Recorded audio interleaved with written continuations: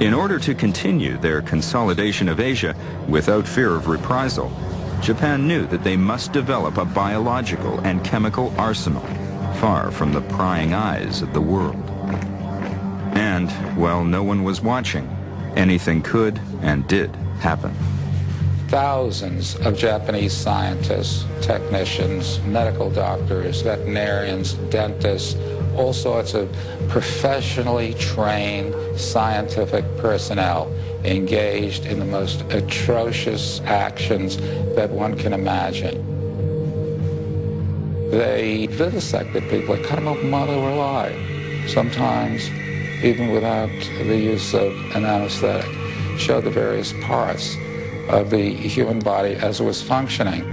Shocked by the human cost of these weapons, 10 years after the first use of gas, the Geneva Protocol, a treaty ratified by 145 countries, including Japan, banned gas and biological weapons. But mere words on paper were not enough to stop an opportunistic Japanese army officer from conceiving the plans that would result in the creation of Unit 731. An officer some called a monster, others a genius. His name was Shiro Ishii. To characterize him as a monster would be appropriate, because the man has no sense of humanity whatsoever.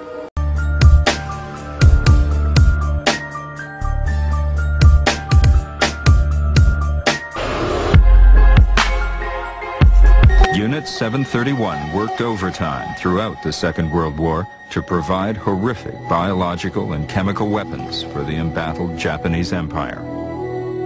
Ishii and his scientific team soon determined that the thousands of rats kept at the facility could be used as living flea factories. All that was needed were field experiments to determine the best way to spread disease.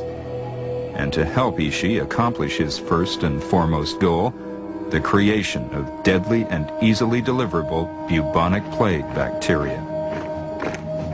Bubonic plague is a horrible disease that causes a high fever, vomiting of blood, shivering, body pains, and respiratory failure that results in a dark purple body color. 3 out of 4 people who contract this disease die. Materials. They just killed people for no apparent reason except to determine how they would react when being killed. The process of dehumanization began with a twist of the language based on the lie told to mislead the local population into a false sense of security.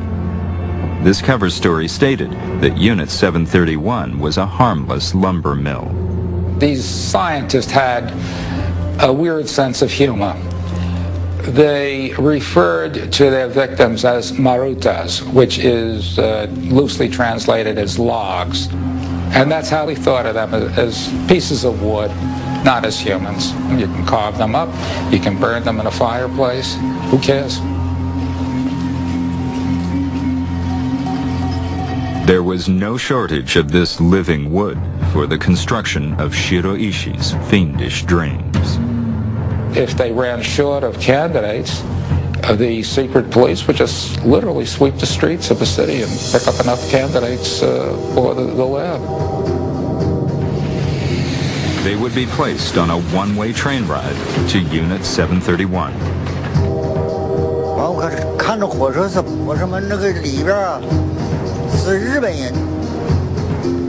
The train with 8 boxcars stopped. Soldiers opened the doors and removed what looked like straw mats wrapped in steel wires. I didn't know what was happening. And then I noticed arms sticking out and heads moving and blood coming out. And then the Japanese soldiers yelled logs, so I knew those were people. The fate of these prisoners was ordained the moment they entered the compound. Not one survived. We were testing the effectiveness of germs to determine how many people would be killed without giving a vaccine.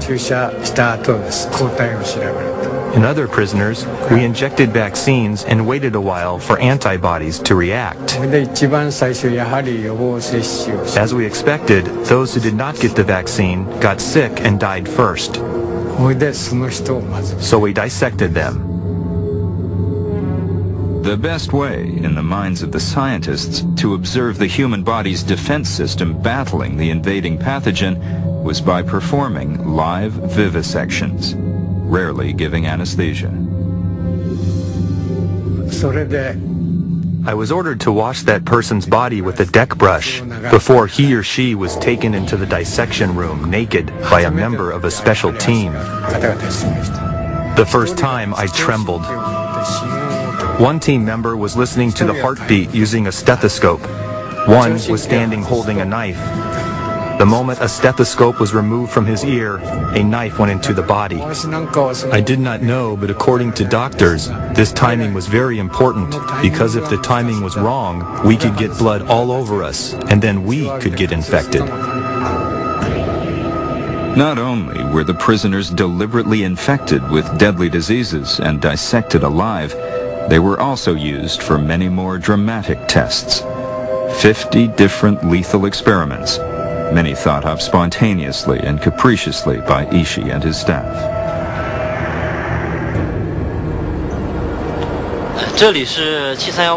This place was Unit 731's Frostbite Experiment Lab, built in 1943.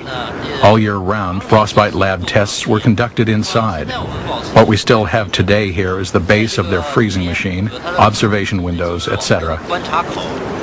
They had refrigerated chambers, and also in Manchuria, the winters are very severe, 40, 50 degrees below zero Fahrenheit, and they would expose prisoners with various parts of their bodies to these temperatures, freeze them, and then try various techniques to literally dehydrate them to see what was the most effective way of dealing with frostbite, so that that could be used in warfare as well, both to protect Japanese troops as well as to affect the enemy.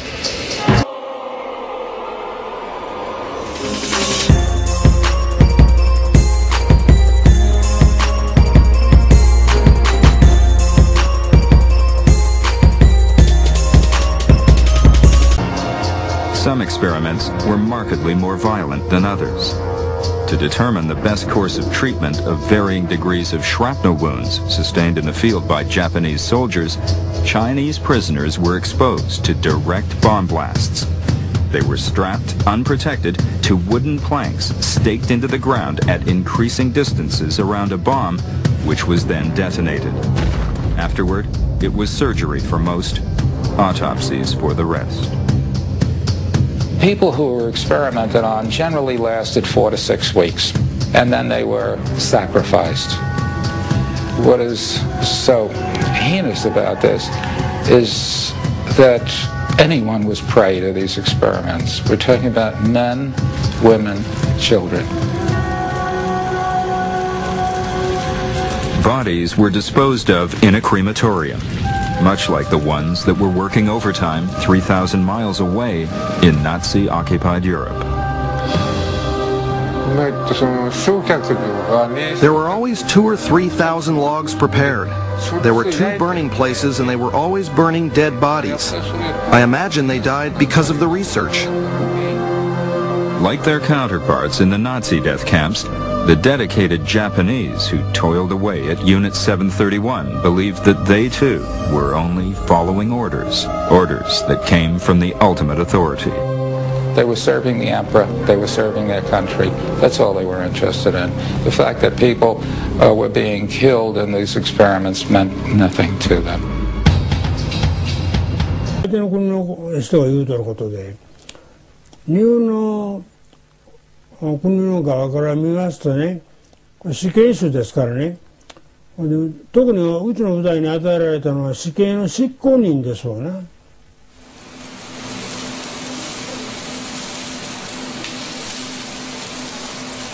Toshimi Mizubuchi used to teach 731's recruits. He now leads a comfortable life in Kobe and organises the unit's annual reunion. When the war was lost, Mizoguchi was given the job of destroying the evidence, including leftover prisoners. これはマルタ収容施設は密閉した部屋になってますんで、普通の場合はパイプから空気を送ってるんですね。それを今のメタンガスにそういうふうに切り替えたようですね。はい。それでいわゆる窒息死させたわけですね。これはうちの部隊の。As many as 12,000 human guinea pigs died at Harbin, but from this member of Unit 731, there's no apology and no remorse. 僕は誇りに思ってますね。若ければね、舞台は面白い舞台だったと思いますから、やってみてるのはいいなと思いますね。Japan has a selective and subjective approach to its military past.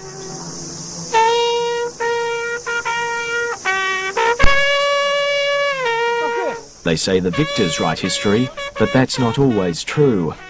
Japan lost the war, but more than half a century on, is still manufacturing its own version of it, a fiction the United States has been happy to endorse.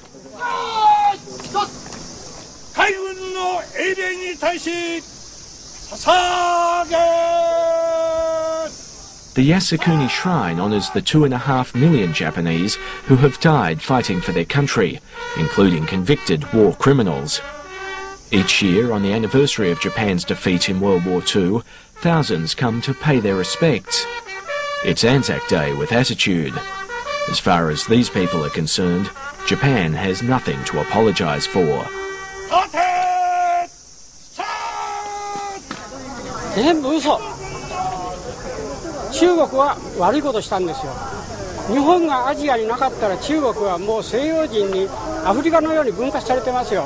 Kihachiro Shimizu is a professor at a respected university. He's convinced Unit 731 never existed. みんなデタラメなんですよ。南京虐殺だってそういう人引っ張り出してきた調べ出してお金もらってったりする。そのうちにね、50年100年経ったら本当の歴史が分かりますから。日本民族ぐらい悪いことした民族はないんですよ。だから世界の強国になってるでしょ。Pupils are taught virtually nothing about the Second World War. Most teachers leave the subject out of class altogether, saying they don't have time to cover it. どうしてもやっぱり日本の場合、その戦争、天皇についてはこれは触れるのはタブーだっていうような、漠然とした雰囲気といいますかね、意識がありますので、ですから。高等学校までの勉強では大学受験でその部分が出されないので、そう触れる必要もなかろうっていう感覚になるんだろうとは思いますね。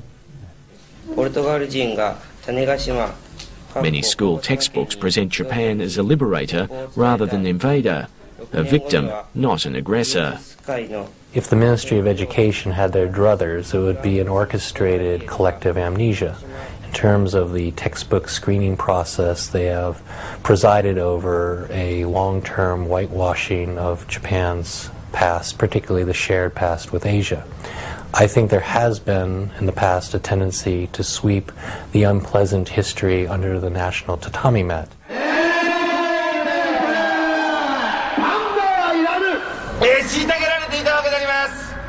This is the public face of Japanese denial. An ultra-nationalist group prowling the streets of Tokyo. There are more than 900 groups like this one. They're well organised and well connected, with ties to the ruling Liberal Democratic Party, or LDP.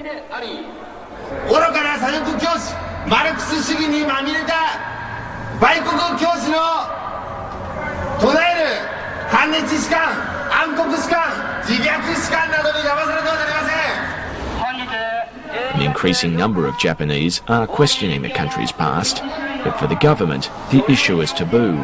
It remains captive to a nationalist constituency. It's not like in France or in Germany or in Great Britain, where the ultra-nationalists basically are out of the mainstream political, debate. I mean, they are part of the mainstream. Japan's denial is extraordinary, but so is the overseas reaction. If the German government were to refuse to acknowledge the Holocaust, there'd be international outrage. When Tokyo does something similar with Unit 731, though, there's barely a murmur outside Asia.